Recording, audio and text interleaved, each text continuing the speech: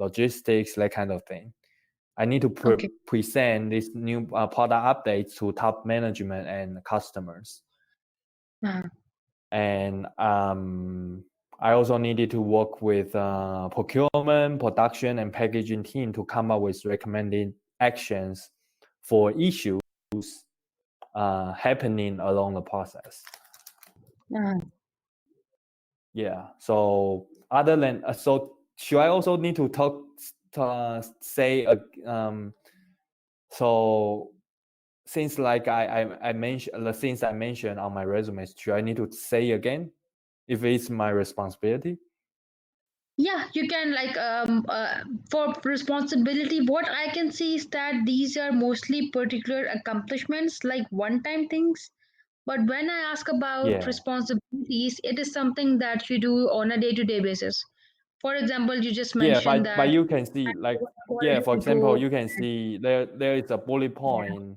It says let new product projects and collaborated with global cross-functional teams from RFQ through trial production, mass production, packaging. Yeah. Yeah. Yeah, I think that's it. Yeah, I think I told you everything already. Yeah. Okay, great. And so I also forgot. Sorry, I forgot. I think I forgot one thing. Yeah. I need to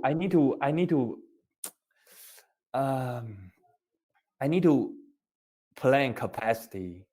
So for example, when there's purchase orders came in, when purchase orders came in, I need to plan the production schedule. Okay. Not in very detailed way, but in a high level way. So let's say because our products were shipped on a weekly basis through ocean, through how can I say that, ocean freight or something. I don't know, but anyway, so it's from it's for cargos, you know. Okay. Yeah, so it was weekly. The cargos will departed weekly on a weekly basis. So I need to plan this schedule for our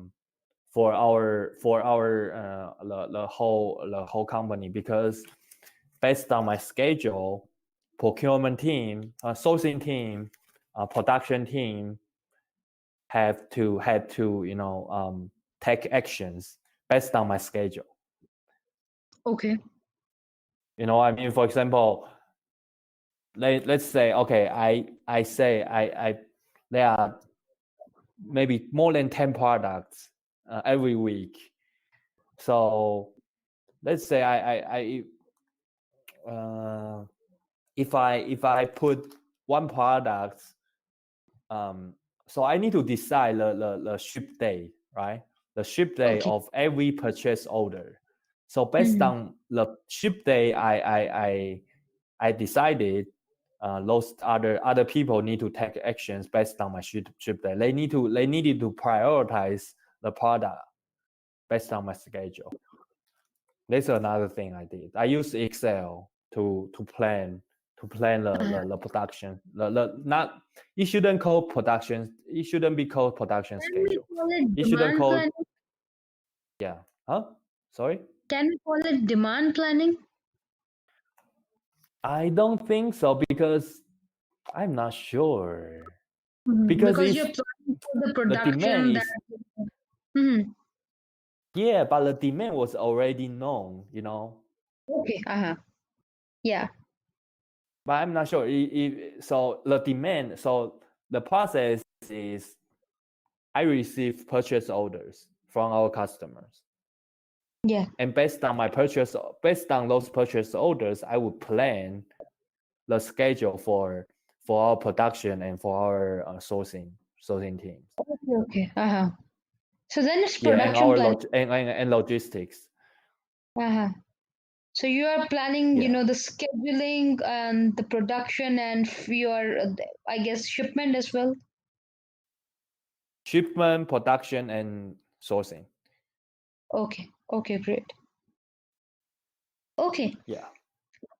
And so the first bullet point states that you influence the senior managers to form a strategic relationship with the supplier that provided a critical component through investment in advanced equipment. So Yeah. yeah. So what was that critical component, and why was having that particular supplier important? Like, was he the only one that was providing that component? So you mean only one for what? Yeah, so I was asking that, was that supplier the only one that was providing that critical component that you had to Yeah. influence That's senior the managers? only that's the only supplier Uh-huh. at the moment. So it was a single source. It was a single source supplier, Uh-huh. and of course there were other suppliers in the market, but Mm-hmm. you know we it wasn't a similar reason. We wouldn't we consider quality, cost, lead time, those things. We couldn't. It wasn't. It didn't make sense for us to find another supplier. Mm-hmm. Okay. We only had this supplier at the moment. Okay. And so was that, how is that, equipment that you got from this supplier, how is that going to help with delivering 7% of cost reduction by 2019? So it was. So the thing is, at the time we had some capacity issue. Okay. So for this supplier, um, we because at the time we expected our volume would go up, so we need more Mm-hmm. capacity. This supplier didn't have more capacity at the moment, Uh-huh. and the other is the equipment was very it wasn't really so there were other advanced equipment in the market. So Mm-hmm. because I wasn't doing sourcing or procurement, but I had because I was the person who knew um, all the products very well at the company. Yeah. Mm-hmm.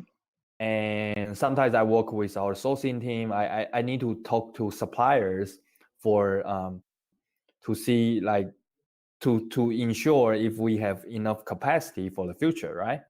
I need to Mm, yeah. communicate. I need to manage this thing. So at the time, I worked with our procurement team and I talked to supplier, and supplier told me there was a capacity issue, and also they supplier told me there were other more advanced equipment Okay.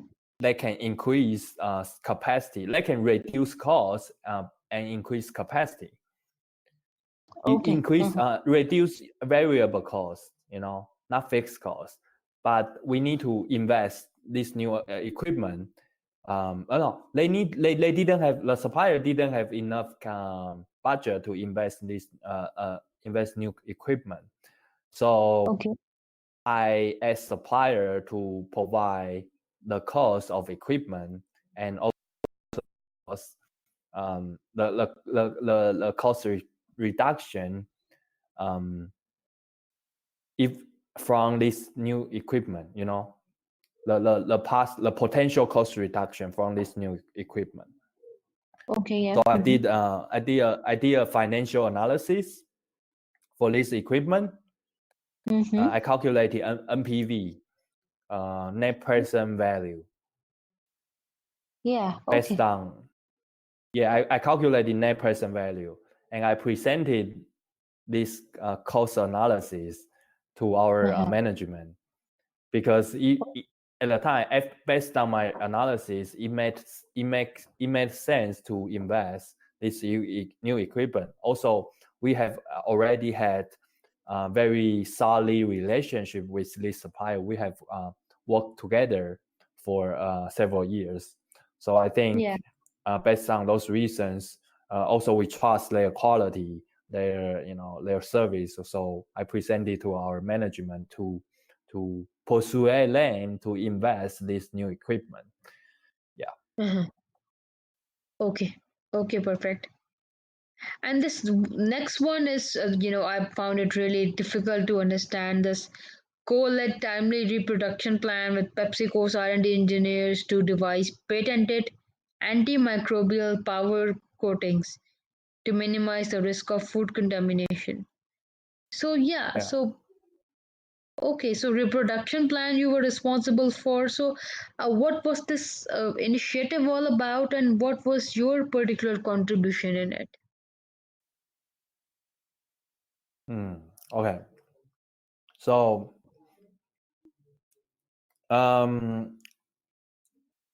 so this is about, so at the time, so Frito-Lay is our customer, was our customer at the time, and they had their potato chips contaminated, a batch of their chips contaminated. So they record all the chips from the market, and they wanted to regain customer confidence, and we provided the merchandising displays for their chips, and they wanna make sure the displays we provided was able to sustain, let's say, extreme temperatures, like very high temperatures or very cold temperature, and they need to be antimicrobial, Yeah. So they wouldn't. So to minimize the risk of food contamination. So for example, because we use coating, we use powder coating for our merchandising displays, and those powder coating might release. They were concerned that if our original powder coating will release some like chemical, will have some chemical reactions with their chips. Maybe, potentially. It wasn't confirmed. It's just potentially, because they had already had their chips contaminated, so they want to make sure everything is good, to avoid concerns from customers. So they asked us to make this. They told me, my customer told me to come up with a solution for this. So I talked to our production team and work with the engineers from PepsiCo. PepsiCo is the parent company for Frito-Lay. So I work with engineers and our production team. I pushed them to and our sourcing team to come up with to purchase the powder, the coating that can minimize the risk, So to be honest, this project, I wasn't like, I was just kind of like I coordinated this project, you know what I mean? Yeah. Yeah, but I'm not quite sure how to say, okay, what's my accomplishment. But so the result is because we successfully made this powder coating, but I feel it's more, I wasn't a very big contributor, you know what I mean? Yeah. Yeah, so this is kind of like the customer told me to work with our work with the sourcing team and production team in my company to come up with to make this new coating, new product. Okay. Okay, perfect. Yeah, do you know what I mean? Yeah. Okay. And you also oversaw production schedule and coordinated with carriers to ensure 500 plus containers delivered from China to USA annually through material requirements planning. So yeah, Yeah. so mm, Oh, so okay. this is the I mentioned this earlier. Do you Uh-huh. remember? Yeah, yeah, Yeah, I say I plan a schedule. Yeah, yeah, yeah, not just production, I guess, and you shouldn't. Yeah, not just oh, production. It includes procurement, production, and logistics and packaging. yeah. Uh-huh. Yeah. Okay, great. And so while you mentioned that led new product projects and collaborated with global cross-functional teams, etc. So which were some of the other projects that you actually led? Like, are these from the project specialist part that we would see? Sorry, say again. Yeah, I was mentioning that you mentioned that you led new product projects. So Mm-hmm. I was asking that are these the projects that are there? Like, are these the only ones, or do you have some other projects in place as well for new products? What do you mean? We had new project like almost every. We have Okay, several projects every month. okay, Yeah. okay, okay, perfect. So And this which is really, are you saying? I'm not sure if I understand your question. yeah, no, I was just saying that you mentioned led new product projects. So I was asking Yeah. about these new products that you are mentioning that which were some of these like this anti-contamination one was one we just discussed. And so which were some of the other product projects that you were leading? There are many other new product, but maybe I think like I don't know. On average, each year we have maybe more than 20 new product projects. Do you need to know all of them? Yeah, I think if that could be useful and it has something to do with supply chain, then sure. But well, I don't know. But I don't know like so there are so many. I don't know which one I should say, and because Yeah, so anyone which of has more they are significance different to. products. Uh-huh, okay. Yeah, they are different products, but